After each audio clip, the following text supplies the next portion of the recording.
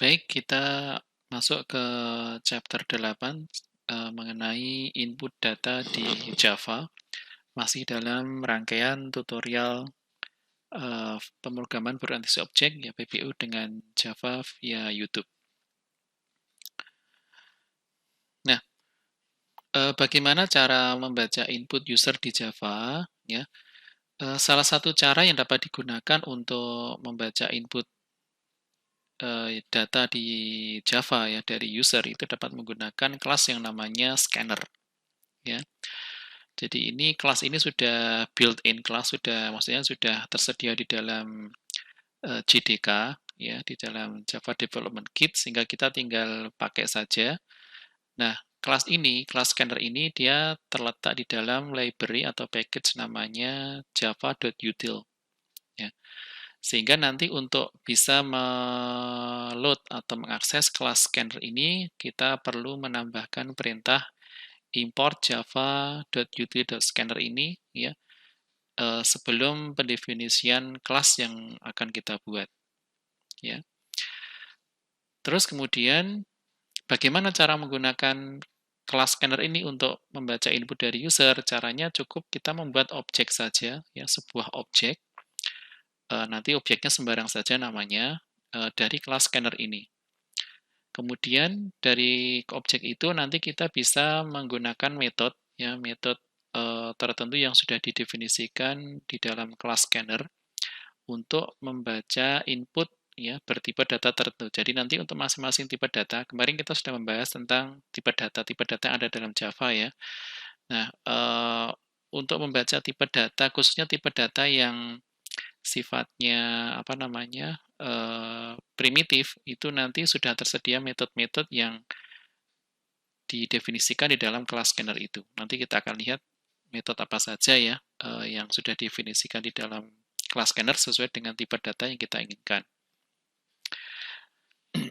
Nah, bagaimana seandainya di dalam program atau di dalam sebuah kelas itu nanti ada beberapa input data gitu. Misalkan ada 10 input data. Apakah kita juga membuat objek dari kelas scanner itu juga 10? Jawabannya adalah tidak. Jadi kita nanti cukup menggunakan satu objek saja yang sudah kita create, yang sudah kita instansiasi dari kelas scanner, maka nanti kita bisa gunakan untuk membaca beberapa input sekaligus seperti itu. Jadi tidak tidak satu data satu objek scanner, satu data satu objek scanner, tidak, tapi nanti kita bisa buat satu objek saja dan kita bisa lakukan untuk kita manfaatkan untuk membaca beberapa input di dalam sebuah program. Nah, ini adalah beberapa metode-metode yang tersedia di dalam kelas scanner ya, sesuai dengan tipe data yang kita inginkan. Misalkan di sini kita ingin membaca tipe data dalam boolean ya, maka kita bisa menggunakan metode next boolean seperti ini. Kalau kita ingin membaca input dalam tipe data byte, maka gunakan metode next byte ya. Double sama ya, next double, float, next float, integer nanti next int ya. Kemudian khusus untuk string di sini menggunakan next line. Jadi kalau kita ingin input dalam bentuk string, maka kita gunakan metode next line seperti ini. Kalau tipe data long nanti next long, sort nanti next sort. Ya, seperti itu. Nah, kemudian kita akan mencoba menerapkan input dengan menggunakan kelas scanner itu di dalam sebuah studi kasus. Misalkan kita punya sebuah studi kasus seperti ini. Kita diminta membuat program Java yang dapat digunakan untuk menghitung luas dan keliling dari bangun datar ya, berupa persegi dan persegi panjang. Jadi ini nanti ada dua bangun datar yang kita akan hitung luas dan kelilingnya masing-masing. Nah, kemudian untuk persegi panjang, itu diharapkan program yang kita buat itu bisa menerima input ya, berapa panjang dan berapa lebar dari persegi panjang itu. Di sini misalkan kita inginkan panjang dan lebar dari persegi panjang itu dia bertipe bilangan bulat atau integer. Kemudian untuk perseginya, di sini nanti kita harapkan juga sama seperti yang persegi panjang, nanti program itu bisa menerima input panjang sisi dari persegi tersebut. Ya, tipe datanya adalah bilangan bulat. Nah, nanti kita akan coba praktekkan bagaimana membuat program ini yang mengimplementasikan input menggunakan scanner yang sudah tidak bahas tadi. Ya. Baik, sekarang kita akan mencoba untuk menyelesaikan permasalahan yang ada di dalam studi kasus tadi ke dalam program Java. Nah, di sini kita sudah mendefinisikan dua buah kelas ya, yaitu kelas persegi dan kelas persegi panjang, di mana masing-masing kelas ini kita sudah definisikan atribut dan metode. Ya, untuk yang kelas persegi, di sini sudah definisikan atributnya adalah panjang sisi, yang dia tipe datanya adalah integer. Kemudian metode yang sudah kita buat adalah hitung luas dan hitung keliling dengan formula seperti ini untuk menghitung luas dari persegi, yaitu sisi kali sisi yang kita dapatkan dari atributnya. Kemudian untuk hitung keliling formulanya adalah 4 kali panjang sisi, ya, di mana sisinya kita ambil dari atributnya. Kemudian nanti setelah dihitung masing-masing ini nanti kita tampilkan di sini di setiap metodenya. Ya. Demikian pula untuk yang kelas persegi panjang, di sini kita sudah definisikan dua atribut, yaitu panjang dan lebar yang masing-masing bertipe data integer. Ya. Kemudian untuk metodenya sama seperti persegi tadi, sini kita buat dua metode ya, hitung luas dan hitung keliling. Ini formulanya untuk menghitung luas persegi panjang, yaitu panjang kali lebar yang kita ambil dari atributnya. Terus kita tampilkan ya luasnya. Kemudian untuk keliling, di sini kita hitung pakai formula panjang ditambah lebar ya dikalikan 2. Kemudian kita tampilkan. Nah, setelah kita definisikan dua kelas ya, ini selanjutnya kita akan mencoba membaca input ya dari si user untuk masing-masing atribut yang sudah kita definisikan di dalam setiap kelas ya. Nah, misalkan nanti untuk inputnya kita ingin letakkan di dalam main class. Di sini main class-nya kita beri nama misalkan project bangun datar 01 ya. Jadi nanti proses inputnya di sini di dalam main class-nya. Nah, kemudian caranya bagaimana? Caranya adalah pertama kita berikan perintah import ya java.util.scanner yang tadi tujuannya adalah untuk meload kelas scanner yang nanti kita akan gunakan untuk instansiasi objek ya untuk proses inputnya. Ini diletakkan di sebelum pendefinisian kelas dari main class-nya ini. Ya, kita tambahkan di sini. Nah, setelah ini baru nanti kita bisa lakukan proses pembuatan objek atau instansiasi dari kelas scanner itu. Misalkan di sini nama objeknya adalah input, ya. Input, perintahnya seperti ini. Scanner, ini nama objeknya, input, ini sembarang saja nanti ya, bisa sembarang. Kemudian sama dengan new scanner, nah di sini argumen dari dari kelas scanner ya. Ini kita beri nilai system.in. Jadi nanti ini untuk membaca input dari sistem. Ya. Nah, kemudian misalkan kita ingin membaca input untuk persegi terlebih dahulu, jadi panjang sisinya. Maka caranya adalah, jadi ini input panjang sisi persegi dulu ya, misalkan ya.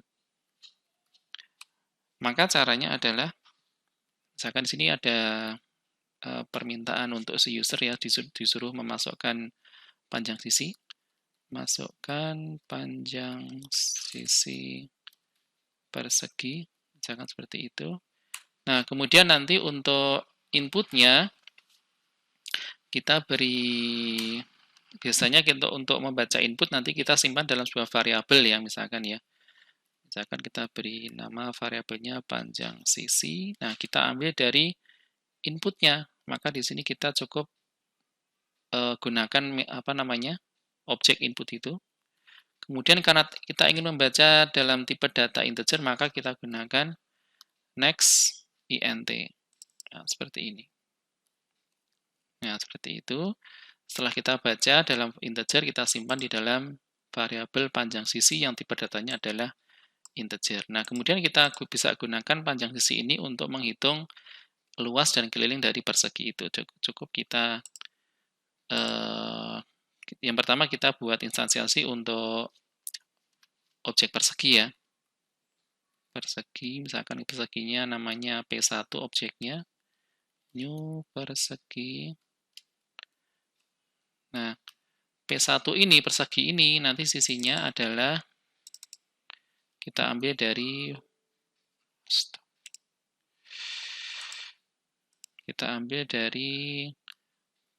panjang sisi. Nah, seperti ini.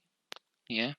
Kemudian setelah kita dapatkan sisinya, kita hitung luasnya, kita bisa hitung luasnya. Kemudian kita juga bisa hitung kelilingnya, seperti itu. Ya. Ini untuk yang persegi panjang. Yang persegi, ya. Sehingga nanti kalau kita jalankan, kita run. Nah, di sini kita diminta memasukkan panjang perseginya, sisi persegi. Misalkan panjang sisinya adalah 10, kita enter. Nah, maka nanti luasnya adalah 100 satuan luas, keliling perseginya adalah 40. Ya, seperti itu. Nah, kemudian kita akan mencoba juga untuk yang persegi panjang.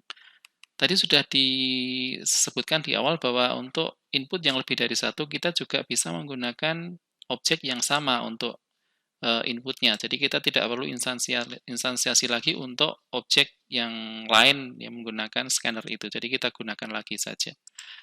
Maka di sini kita bisa langsung ya input panjang dan lebar dari persegi panjang.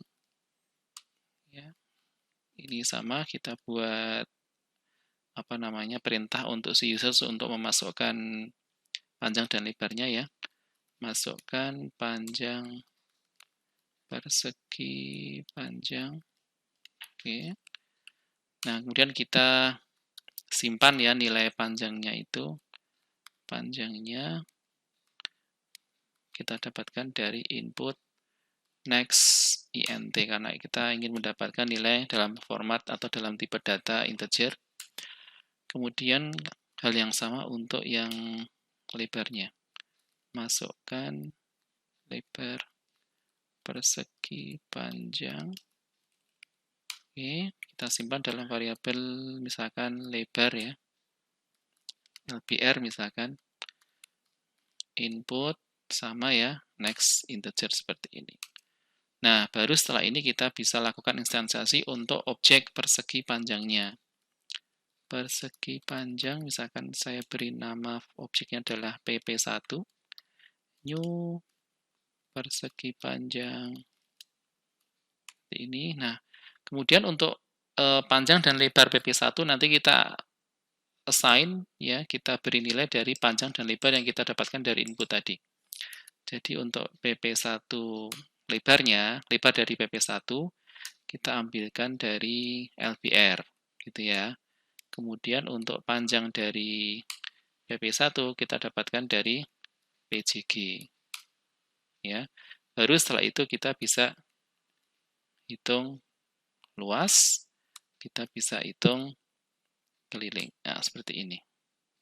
Oke. Kita coba jalankan ya. Run. Ini untuk yang persegi dulu ya, misalkan ini panjangnya 10, maka muncul seperti ini, 100 dan 40 ini yang persegi. Kemudian untuk persegi panjang, misalkan panjangnya 30, ya lebarnya adalah 10 juga, maka nanti luasnya adalah 300, kelilingnya adalah 80. Nah, seperti itu. Oke. Nah, ini cara mengimplementasikan proses input menggunakan kelas scanner ya. Nanti Anda bisa mencoba sendiri untuk variasi kasus yang lainnya dengan beberapa input dengan tipe data yang berbeda menggunakan metode yang sudah didefinisikan di dalam kelas scanner yang sudah kita bahas sebelumnya tadi. Demikian ya tutorial mengenai input data di Java menggunakan kelas scanner. Semoga ada manfaatnya dan semoga kita bisa bertemu lagi di pertemuan berikutnya. Sekian, Assalamualaikum warahmatullahi wabarakatuh.